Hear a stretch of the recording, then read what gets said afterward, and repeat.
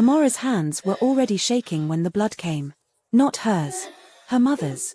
The coughing started at 4 in the morning, deep and wet, rattling through the thin walls of their two-room house like something trying to escape. Amara was awake before the second cough, her feet hitting the cold cement floor, her heart already racing. By the time she reached her mother's mat, Mama Nkechi was doubled over, one hand pressed against her mouth, the other clutching her chest. When she pulled her hand away, her palm was dark with blood. Amara, 14-year-old Chiamaka, whispered from the corner, her voice small and terrified. "Is Mama dying?" "No," Amara said firmly, though her stomach twisted. She grabbed the cloth they kept by the window and pressed it gently to her mother's lips. "No, she's not." But the truth sat heavy in the room, unspoken. The clinic had sent them home 2 weeks ago with pills they couldn't afford to refill. The doctor had used words like chronic and deteriorating and soon. Amara had nodded, smiled even, then walked her mother back through the dusty paths of Ajeromi, pretending everything would be fine. It wasn't fine. Mama Nkechi's breathing slowed, but her eyes stayed closed. Amara wiped the blood away, folded the cloth, and tucked it under the mat where Chiamaka wouldn't see it. "Go back to sleep," she told her sister. Chiamaka didn't move. "They're coming today, aren't they?" Amara didn't answer. She didn't need to. They both knew. The moneylenders had given them until Saturday. Today was Friday. If they didn't pay, the land, the only thing their father had left them before he died, would be seized. Signed over. Gone. And then what? No home. No hope. Just 3 women and a future that looked like begging. Amara stepped outside into the pre-dawn darkness, letting the cold air sting her lungs. The village was silent except for the distant cry of a rooster and the hum of insects in the cassava fields. She sat on the wooden stool outside their door and pressed her palms against her eyes. She had tried everything. Borrowed from neighbors who had nothing to lend. Sold her mother's old jewelry for a fraction of what it was worth. Even begged the moneylenders for more time. They had laughed. One of them, a man with a gold tooth and a beer gut, had looked her up and down and said, "You could work it off, girl. I know a place in Lagos." She had walked away. Fast. But now, sitting in the dark with her mother's blood still on her hands, she wondered if walking away had been the right choice. A voice broke through her thoughts. "Amara." She looked up. It was Mama Adani, the neighbor, standing at the edge of their compound with a wrapper tied around her waist and her headscarf askew.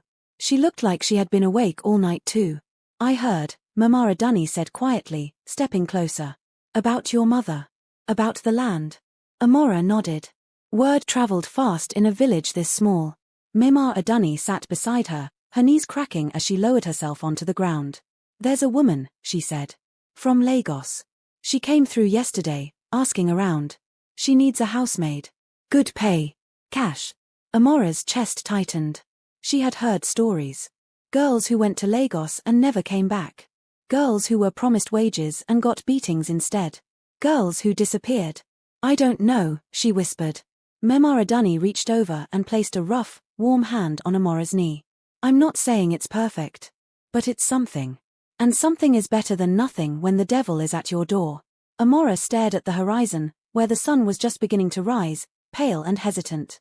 Behind her, through the thin walls, she could hear Chiamaka crying softly, trying not to be heard. She thought of her sister's school fees, unpaid for 2 terms. She thought of her mother's medication, sitting in a drawer, empty. She thought of the moneylenders, coming today, with their paperwork and their smiles. "Where do I find her?" Amora asked. Mema Adani smiled sadly. "She's staying at the guest house near the junction. Leaving tomorrow morning. If you're going, you need to go now." Amora stood. Her legs felt weak, but she forced them steady. "Okay." Mema Adani grabbed her wrist. "Be careful, child. Not every door that opens is meant for you to walk through." Amora nodded, but she was already moving. Inside, she woke Chiamaka gently.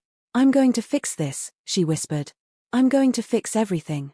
Chiamaka looked at her with wide, wet eyes. "You're leaving, aren't you? Just for a while." Amora pulled her sister close, held her tight, and lied. "I'll be back before you know it." An hour later, Amora stood outside the guest house, a small bag slung over her shoulder. The woman who stepped out to meet her was nothing like she expected. Mrs. Olatunji was tall, elegant, draped in a cream silk blouse and gold jewelry that caught the early light. Her skin was smooth, her nails painted red, her smile wide and warm. "You must be Amora," she said, her voice like honey. Mama Adunni told me about you. Come, let's talk inside. Amara followed her into the guest house, past the skeptical gaze of the receptionist, into a small sitting room that smelled like air freshener and wealth. Mrs. Olatunji sat, gestured for Amara to do the same. So, she began, folding her hands in her lap, I need someone reliable. Someone who works hard and doesn't complain. You'll live with my family in Lekki. Clean, cook, help my daughter with small things. I'll pay you 30,000 naira a month. Amara's breath caught. 30,000. That was more than her mother made in 3 months selling vegetables. But there are rules, Mrs. Olatunji continued, her smile never fading. No phone calls during work hours. No visitors. And no drama. If I hire you, I expect loyalty. Amara nodded quickly. Yes, Ma. I understand. Good. Mrs. Olatunji stood, smoothing her skirt. We leave in an hour. Say your goodbyes. Amara stood too, shaking. Thank you, Ma. Thank you so much. Mrs. Olatunji smiled again, but this time, something about it felt cold. Don't thank me yet, dear. Let's see if you survive the first week. She laughed lightly, like it was a joke. Amara tried to laugh too. If you're wondering what happens next, stay with me. Drop a like right now so this story reaches someone who needs to hear it. And don't forget to subscribe because this is only the beginning. An hour later, Amara sat in the back of a black Prado SUV, watching her village disappear through the tinted window. Chiamaka had clung to her at the door, sobbing. Memon Kechi had whispered a prayer and pressed a small wooden cross into her hand. Now, the cross sat warm in Amara's palm as the car sped toward Lagos. Mrs. Olatunji sat in the front seat, speaking rapid Yoruba on her phone, laughing at something Amara couldn't hear.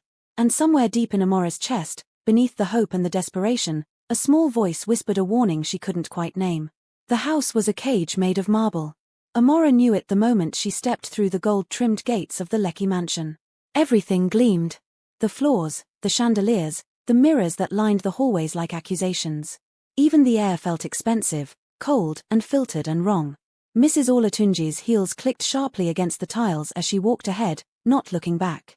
Amara followed, clutching her small bag, trying not to stare at the paintings on the walls, the leather couches, the staircase that curved upward like something out of a movie.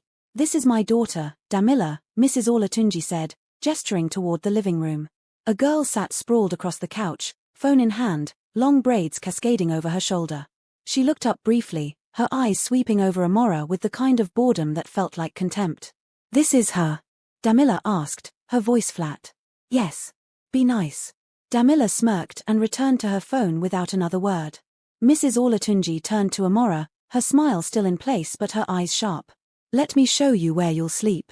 They walked past the kitchen, past a gleaming dining room with a table that could seat 12, down a narrow hallway that felt like it didn't belong to the rest of the house. At the end was a small door. Mrs. Olatunji pushed it open. Inside was the laundry room. Washing machine. Dryer. Shelves stacked with detergent and bleach. And in the corner, a thin mattress on the floor, a pillow with no case, and a single sheet. Amara stared. It's just temporary, Mrs. Olatunji said lightly. Until we clear out the boys' quarters. You understand? Yes, Ma, Amara whispered. Good. Mrs. Olatunji checked her watch. Lunch is at 2. Dinner is at 7. You eat after we're done. Leftovers are in the blue containers. Don't touch anything else. Questions? No, Ma. Perfect. Mrs. Olatunji's smile widened. Welcome to the family. She left. Amara stood alone in the laundry room, the smell of detergent burning her nose, the hum of the generator vibrating through the walls. She set her bag down carefully, sat on the mattress, and felt something inside her crack. But she didn't cry. She couldn't afford to. If you're already hooked, smash that subscribe button. Trust me, you'll want to see where this goes. Drop a comment and tell me, would you have taken this job? The first 3 days were a lesson in invisibility. Amara learned to move quietly, to keep her eyes down, to answer yes ma and no ma and nothing else. She scrubbed floors that didn't look dirty. She ironed clothes that didn't have wrinkles. She washed dishes after every meal, standing at the sink while the family laughed in the next room, their voices loud and careless. Damila barely spoke to her, but she didn't need to. Her contempt was clear in the way she dropped her clothes on the floor for Amara to pick up, the way she left her plates wherever she finished eating, the way she whispered to her friends on FaceTime, glancing at Amara and giggling. On the third night, Amora's stomach growled so loudly she thought someone would hear. She hadn't eaten since morning. Lunch had been finished before she could serve herself. Dinner too. The blue containers Mrs. Olatunji mentioned were always empty. She waited until the house was quiet, until the lights in the hallway dimmed, until she was sure everyone was asleep. Then she crept into the kitchen, her bare feet silent on the cold tiles. The fridge glowed when she opened it. Inside, rows of covered dishes. Jollof rice. Fried chicken. Moi moi. Fruit salad. Her mouth watered. She reached for the smallest container, something that wouldn't be missed. Hungry? Amara spun around, heart slamming against her ribs. Damila stood in the doorway, arms crossed, phone in hand. She wasn't smiling. Amara started, her voice shaking. Just what? Stealing? No ma, I swear, I was only. Damila stepped closer, and Amara saw it then. The phone camera was recording. Go ahead, Damila said softly. Take it. I want to see. Amara's hands trembled. She closed the fridge slowly, stepped back. I'm sorry. Sorry for what? You didn't do anything. Yet. Damila tilted her head, studying her like something under glass. You know what's funny? My mom said you were decent. She said you seemed respectful. But I knew. I always know. She turned and walked away, her laughter echoing down the hall. Amara stood in the dark kitchen, tears burning her eyes, her stomach still empty. The next morning, she collapsed. It happened while she was cleaning the pool deck, scrubbing the tiles in the blazing sun. One moment she was kneeling, the brush in her hand, the smell of chlorine thick in her lungs. The next, the world tilted sideways and the ground rushed up to meet her. She woke to shouting. Get up. Get up right now. Mrs. Olatunji stood over her, arms crossed, her expression twisted with irritation, not concern. Amara tried to push herself up, but her arms gave out. I'm sorry, Ma. Just what? You're wasting time. There's work to do.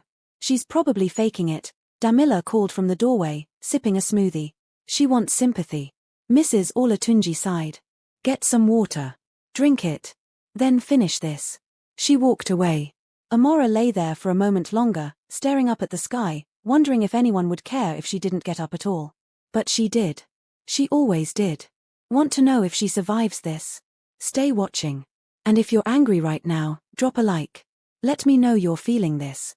That evening, something shifted. Amara was folding laundry in the dim corner of the living room when she heard Mrs. Olatunji scream. My ring.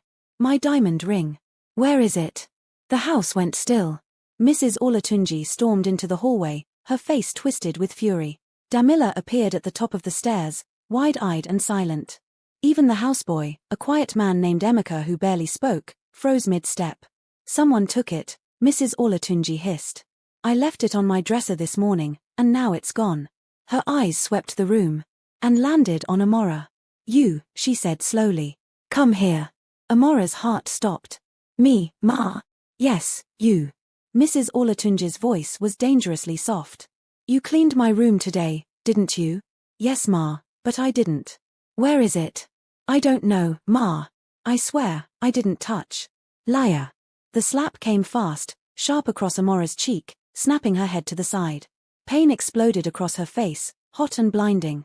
Mrs. Olatunji grabbed her by the arm, her nails digging into Amara's skin. You think I'm stupid? You think I don't know your type? Please, Amara begged, tears streaming down her face. I didn't take anything. Please. Get out, Mrs. Olatunji snarled. Get out of my house. She dragged Amara toward the door, past Damila who stood watching with a faint smile, past Emeka who looked away. She threw open the front door and shoved Amara outside. Amara stumbled, fell hard onto the concrete driveway. Her bag came flying after her, landing in the dirt. If I ever see you again, Mrs. Olatunji said coldly, I'll call the police. The door slammed shut. The gate buzzed open. And Amara realized, sitting there on the ground with her cheek still burning and her vision blurred with tears, that she had never been paid. Not 1 naira. Not 1 kobo. Nothing. Comment right now. Tell me what you would do. Because what happens next, you won't believe. The rain started an hour after the gate closed. Amara sat under the awning of a closed pharmacy, knees pulled to her chest, her bag pressed against her side like it was the only thing tethering her to the world. The street was empty. Cars passed occasionally, their headlights cutting through the downpour, but none of them stopped. Her phone was dead.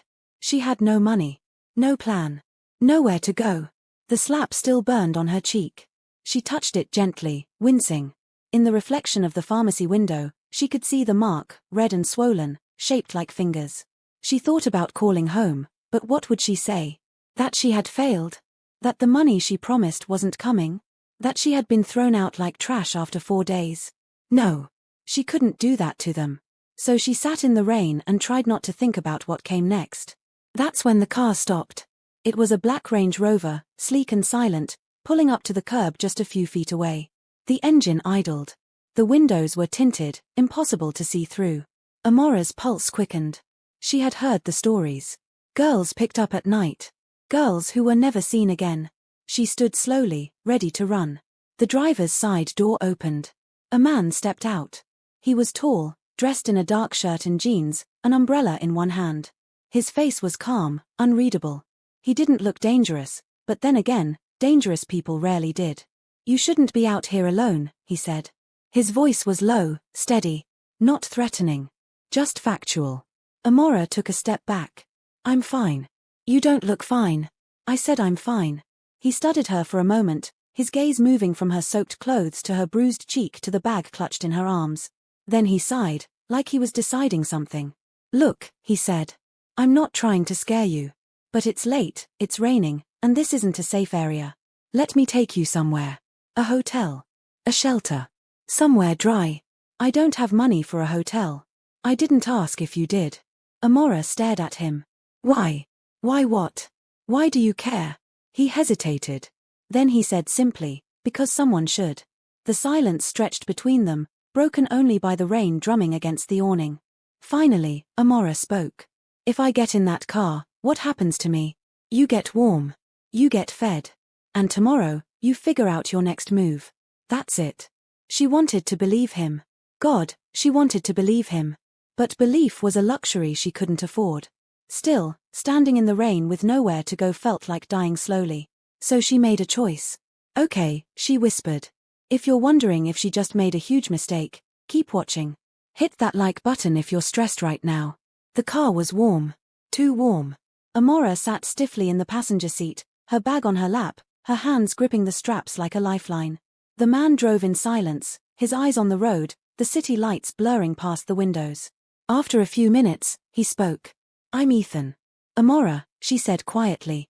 Where were you trying to go, Amara? I don't know. He nodded, like that made sense. Do you want to tell me what happened? No. Fair enough. They drove for another 10 minutes before he pulled into the parking lot of a small restaurant. It wasn't fancy, just a local booker, warm and bright, the kind of place that stayed open late for night workers and insomniacs.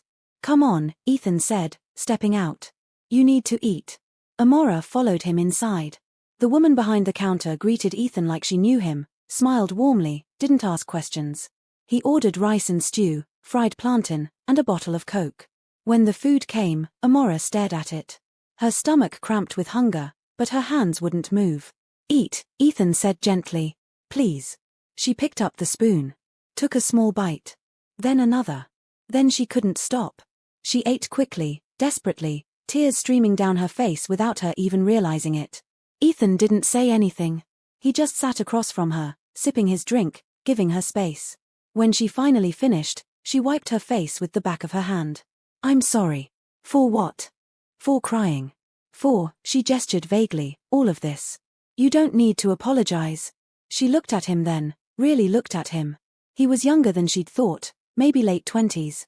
His face was kind but tired, like he carried his own weight that nobody saw.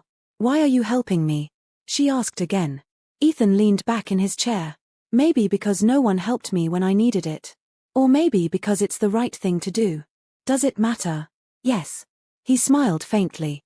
Then let's just say I don't like seeing people suffer when I can do something about it. Amara wanted to believe that people like him existed. But the last few days had taught her otherwise. Still, she nodded. They left the restaurant and drove for another 20 minutes. The roads grew quieter, wider. Expensive. Amara recognized the area. Victoria Island. The kind of place where people like her only came to clean houses or sell things at traffic lights. Ethan pulled up to a tall gate, pressed a button, and the gate slid open. Inside was a modest compound, not a mansion, but comfortable. A 2-story house with warm lights glowing in the windows. "This is my aunt's place," Ethan explained. "She's a widow. Lives alone. She won't mind." He led Amara to the front door, knocked twice, and a moment later, it opened. The woman who appeared was short, round-faced, with grey streaks in her hair and eyes that saw too much. She looked at Ethan, then at Amara, then back at Ethan. "Ethan," she said slowly. "What did you do?" "Auntie Moji, I need a favor." Auntie Moji's gaze moved to Amara's bruised cheek. She sighed. "Come inside, child." Amara stepped into the warmth of the house, and for the first time in days, her body stopped shaking. Subscribe if you haven't already. Comment and tell me, do you trust Ethan? Because what he's about to ask her will change everything. Auntie Moji made tea. She didn't ask questions. She just handed Amara a cup, pointed to the couch, and said, "Sit." Amara Saturday. Ethan stood near the window, his hands in his pockets, looking like he was trying to find the right words. Finally, Auntie Moji spoke. "Are you going to tell me what's going on, or do I have to guess?" Ethan turned. "I need her to pretend to be my wife." The room went still. Amara's cup froze halfway to her lips. Auntie Moji blinked. Once. Twice. Then she laughed, sharp and disbelieving. "You're joking." "I'm not." "Ethan, have you lost your mind?" "Maybe." Ethan ran a hand through his hair. "But I don't have a choice. My parents are coming tomorrow. I told them I got married. I lied. And if I don't show up with a wife, my father will force me into the arrangement with Nora. I can't, Auntie. I can't do it." Auntie Moji looked at Amara. "And you think this girl? Her name is Amara. You think Amara is going to fool your mother? Vivian Cole? The woman who can smell a lie from across the room? I don't need to fool her forever," Ethan said quietly. "Just long enough to buy myself time." Auntie Moji shook her head. "This is insane." Ethan looked at Amara then, and his voice softened. "I know this sounds crazy. And I know you have no reason to trust me. But I'll pay you 50,000 naira. Just for one weekend. You help me, and then you can go wherever you want." Amara's heart pounded. 50,000. That was enough for her mother's medication. Enough to pay the moneylenders. Enough to survive. But it was also a lie. And lies, she had learned, always had a price. "What happens," she asked quietly, "when they find out who I really am?" Ethan met her eyes. "Then I'll make sure you're protected." Amara didn't believe him. But she nodded anyway. Because sometimes, survival meant gambling with the devil. The dress was blue. Not the kind of blue Amara had ever worn before. It was silk, the color of deep water, with a neckline that felt too low and sleeves that stopped just above her elbows. It fit her perfectly, like it had been waiting for her. Auntie Moji had brought it that morning, along with shoes that pinched and a small box of jewelry that looked too expensive to touch. "You need to look the part," Auntie Moji said, standing in the doorway of the guest room. "Vivian Cole doesn't accept ordinary. She expects perfection." Amara stared at her reflection in the mirror. The girl looking back at her was a stranger. Clean. Polished. Almost pretty. But underneath the silk and the borrowed jewelry, she was still the same. Still the maid who slept in a laundry room. Still the girl who got slapped and thrown out. She touched the bruise on her cheek. Auntie Moji had covered it with makeup, but Amara could still feel it throbbing beneath the powder. "Come," Auntie Moji said. "They'll be here soon." Downstairs, Ethan was pacing. He wore a crisp white shirt and dark trousers, his hair neatly combed, but his jaw was tight. When he saw Amara, he stopped. For a moment, he just stared. "You look," he started, then cleared his throat. "You look good." Amara didn't feel good. She felt like a fraud. "Remember," Ethan said, stepping closer. "We met at a charity event 6 months ago. We got married quietly because we wanted privacy. You work in event planning. You're from Enugu. If they ask about your family, keep it vague." Amara nodded, her throat dry. "And most importantly," Ethan added, his voice low, "don't let them intimidate you. My mother will try. My father will try. But you're not beneath them. You're my wife. Act like it." Before Amara could respond, the doorbell rang. Ethan's face went pale. "They're here. If your heart is racing right now, hit that like button. Drop a comment and tell me if you could pull this off." The moment Chief Lawrence Cole stepped through the door, The air changed. He was tall, broad-shouldered, with grey hair and a face carved from stone. He wore a suit that probably cost more than Amora's entire village, and his eyes swept the room like he was calculating the value of everything in it. Behind him came Mrs. Vivian Cole, and Amara understood immediately why Auntie Moji had been afraid. Vivian Cole was beautiful in the way a blade was beautiful. Sharp. Cold. Precise. Her skin was flawless, her makeup immaculate, her cream-colored dress tailored perfectly. She moved like she owned not just the room, but the world. Her eyes landed on Amara, and they didn't blink. "Ethan," Chief Cole said, his voice deep and commanding.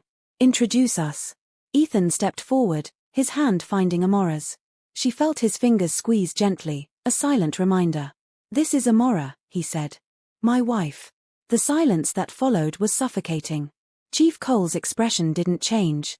Vivian's lips curved into something that wasn't quite a smile. "Your wife," Vivian repeated slowly, as if testing the word. "How lovely." She stepped closer, her heels clicking against the floor. Amara felt like prey being circled. "Tell me, dear," Vivian said sweetly. "Where did you two meet?" "At a charity gala," Amara said, her voice steadier than she felt. 6 months ago. In Ikoyi. Vivian tilted her head. "Which charity?" Amara's mind went blank. She hadn't prepared for this. Ethan hadn't mentioned which charity. "The Children's Foundation," Ethan cut in smoothly. "The one for education in rural communities." Vivian's eyes flicked to him, then back to Amara. "And what do you do, Amara?" "I work in event planning." "For which company?" "Freelance." "How convenient." Vivian's smile sharpened. "And your family? Where are they from?" "Enugu," Amara said. "Which part?" Amora's heart slammed against her ribs. She didn't know Enugu. She had never been to Enugu. "The outskirts," she said carefully. "My family is private. They prefer to stay out of the public eye." "How fortunate for them," Vivian said. She turned to Ethan. "Darling, I don't recall you mentioning a wedding." "It was small," Ethan said. "Just us. We wanted something intimate." "Without your family?" Chief Cole's voice was ice. "Without your parents?" "It was our choice," Ethan said firmly. Vivian laughed, light and cruel. "How modern of you."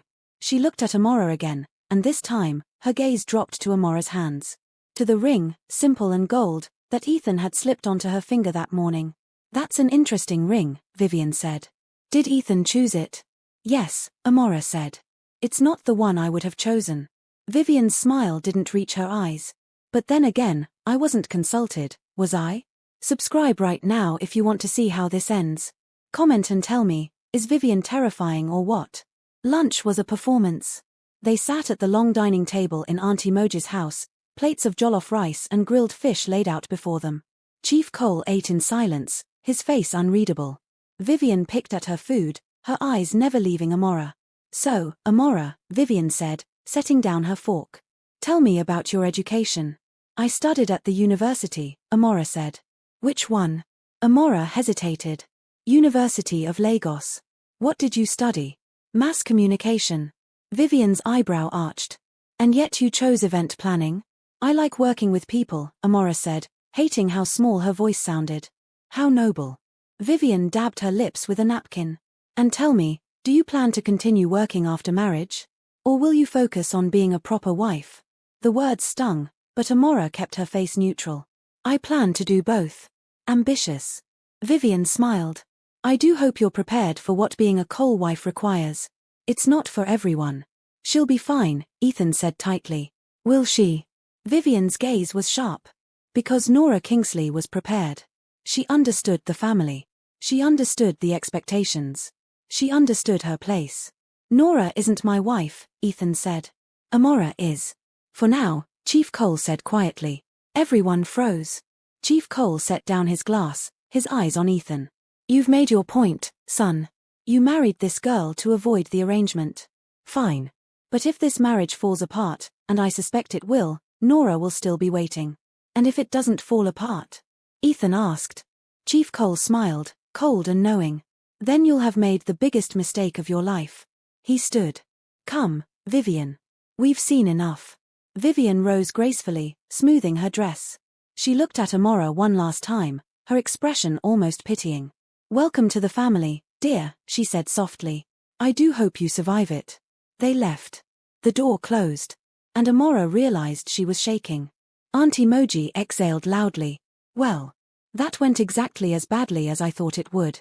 Ethan ran his hands through his hair, his calm facade cracking. I'm sorry. I'm so sorry, Amara. I didn't think. A slow clap echoed from the doorway. Everyone turned.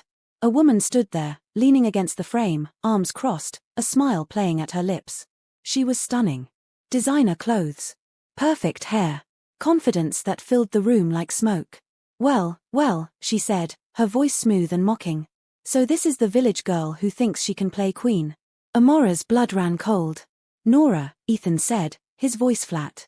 What are you doing here? Nora stepped inside, her heels clicking, her eyes locked on Amara. I came to meet my replacement. She looked Amara up and down slowly, deliberately. Interesting choice, Ethan. Very interesting. She walked closer, stopping just inches from Amara. Tell me, she said softly, does he know what you really are? Amara couldn't breathe. Nora smiled. A maid. That's what you are, isn't it? I can always tell. Leave, Ethan said coldly. Nora ignored him. She leaned in close to Amara, her voice a whisper. This isn't your world, sweetheart. And the moment they find out the truth, they'll destroy you. She straightened, blew Ethan a kiss, and walked out. The silence she left behind was deafening. Comment right now. Tell me what Amara should do. Because the war just started. And it's only going to get worse. Amara couldn't sleep. She lay in the guest room bed, staring at the ceiling, Nora's words circling her mind like vultures. Does he know what you really are? A maid. They'll destroy you. The silk nightgown Aunt Emoji had given her felt like a costume. Everything felt like a costume. The dress, the ring, the life she was pretending to live. How long before it all fell apart? She thought about running. Taking the money Ethan promised and disappearing before morning. Before his family came back. Before Nora exposed her. But where would she go? Back to the village with empty hands. Back to her dying mother and her crying sister with nothing but another failure to show for it. A soft knock pulled her from her thoughts. Amara? Ethan's voice came through the door. Can I come in? She sat up, pulling the sheets around her. Yes. He opened the door slowly, staying in the doorway.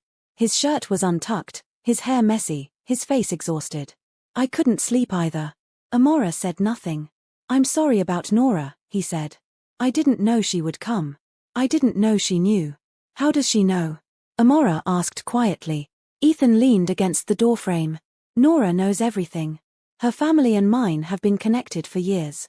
She probably had someone follow me. Or paid someone to dig into your background. That's how she operates. So she's going to tell them. Probably. Amara's chest tightened. Then this is over. Your parents will find out. I'll be humiliated. And she stopped, the words catching in her throat. You'll get what you wanted anyway. Freedom from the arrangement. Ethan stepped into the room. Is that what you think? That I'm using you? Aren't you? Yes. He said it simply, honestly. But not the way you think. He sat on the edge of the bed, keeping distance between them. I'm using you to escape something I don't want. But I'm not using you to hurt you. There's a difference. Amara looked at him, this stranger who had picked her up in the rain, fed her, clothed her, dragged her into his war. Not hurting me would have been leaving me alone. Ethan flinched. You're right. You're absolutely right. He rubbed his face with both hands. I saw you sitting there in the rain, and I thought I was helping. But maybe I just made everything worse. The silence stretched between them. Why don't you want to marry her? Amara asked finally. Nora. She's beautiful. She's rich. She's everything your family wants. Ethan's jaw tightened. Because she's not real. Nothing about her is real. She doesn't love me. She loves the Cole name. The money. The status. And my parents love that she fits perfectly into their world. He looked at Amara. But I don't want to spend my life with someone who sees me as a business transaction. Amara understood that more than he knew. So what happens now? Now, Ethan said, standing, we don't give up. We keep going. We make them believe this is real. For how long? Long enough. If you're stressed right now, drop a like. Comment and tell me, should Amara run or should she fight? Because it's about to get intense. The next morning, Ethan's phone wouldn't stop ringing. Amara heard it from the kitchen where Auntie Moji was making breakfast. She could hear Ethan's voice, tense and clipped, coming from the living room. I don't care what she said, Ethan was saying. No. Absolutely not. Because it's none of your business. Fine. Fine. We'll be there. He appeared in the kitchen doorway a moment later, his face grim. We're going to my parents' house. Tonight. Dinner. Auntie Moji dropped the spatula. Ethan, no. I don't have a choice. My mother called. She's invited the extended family. Aunts, uncles, cousins. Everyone. She wants to properly meet my wife. It's a trap, Auntie Moji said flatly. I know. Amara's stomach dropped. I can't. They'll see right through me. Ethan crossed to her, crouching so they were eye level. Listen to me. You survived 4 days with Mrs. Olatunji. You survived being thrown out onto the street. You survived meeting my parents yesterday. You can survive this. This is different. I know. But I'll be right there with you. Every second. He took her hands. And when it's over, you take your money and you never have to see any of them again. I promise. Amara wanted to believe him. But promises felt as fragile as the lies they were building. Okay, she whispered. Okay. Banana Island at night looked like something out of a dream. Or a nightmare. The Cole family mansion sat behind gates that gleamed gold under the floodlights. The driveway was lined with luxury cars. Mercedes. Range Rovers. A Bentley. Amara counted at least 12 vehicles before Ethan pulled up to the entrance. Ready? He asked, cutting the engine. No. He smiled faintly. Me neither. Inside, the house was a cathedral of wealth. Marble everywhere. Chandeliers dripping crystal. Art that probably cost more than entire buildings. And people. So many people. All of them dressed in designer clothes, holding champagne glasses, talking in voices that carried the confidence of those who had never known struggle. Amara felt every eye turn toward her the moment she entered. Ethan's hand found the small of her back, steady and warm. Breathe, he murmured. She tried. Ethan, darling. Vivian appeared like a ghost, her smile sharp. How lovely of you to come. And you brought your bride. How wonderful.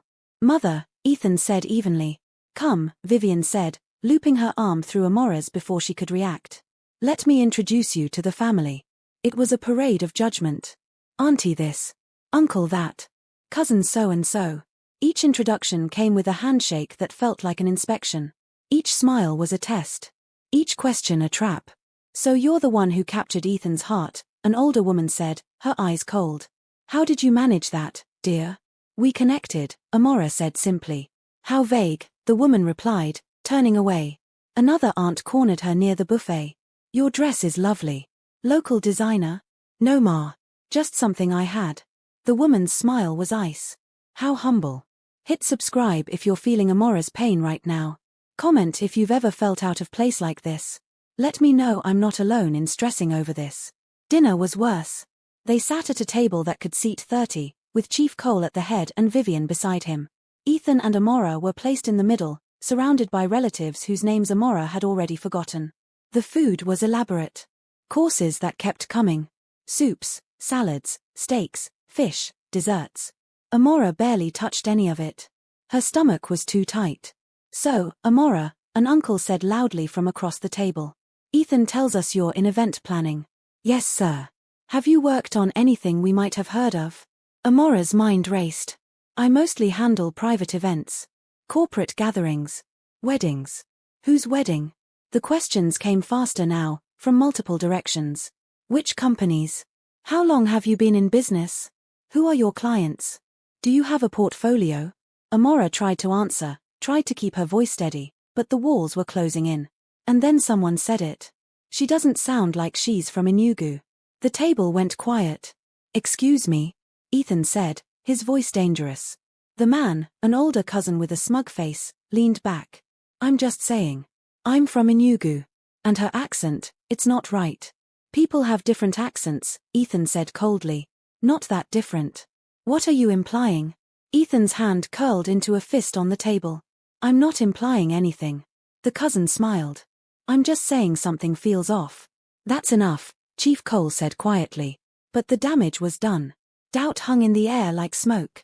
And then the doorbell rang. Vivian stood gracefully. Oh, how lovely. Our final guest has arrived.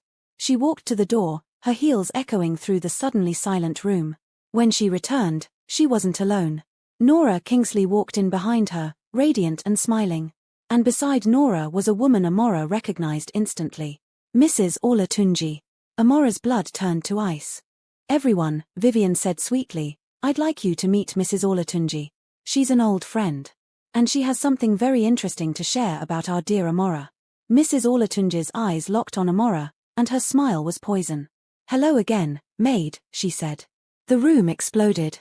Comment right now. Tell me what Amara should do. Should she run? Should she confess? Should she fight back? Because everything is about to burn.